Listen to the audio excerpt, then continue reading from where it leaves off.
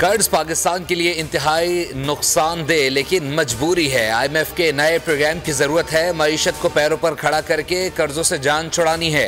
वज़ीर आज़म शहबाज शरीफ ने अज़म दोहरा दिया। वफाकी काबीना इजलास में कहा, दोस्त ममालिक को कहा आपके साथ सरमायाकारी करना चाहते हैं। 2400 अरब के महसूलात के केसेस अदालतों और ट्रिब्यूनल्स में हैं।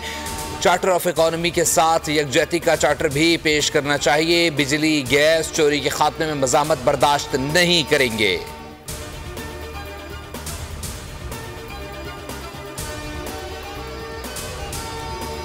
वज़ीर आज़म और वफाकी वज़रा ना तनख्वाहें लेंगे ना ही मरात। वफाकी काबीना के इजलास में मुतफ़िक़ का फैसला। वज़ीर ख़ज़ाना मोहम्मद औरंगज़ेब की काबीना को IMF के साथ स्टाफ लेवल मुआहदे पर ब्रीफिंग। कहा, मुआहदे से मईशत में बेहतरी आएगी, सरमायाकारों के एतमाद में मज़ीद इजाफा होगा। काबीना का मुल्क से मीर अली हमले के शौदा को खराज अक़ीदत। मुल्क से दहशतगर्दी के मुकम्मल खात्मे का अज़्म। PIA होल्डिंग कंपनी तश्कील देने की भी मंजूरी।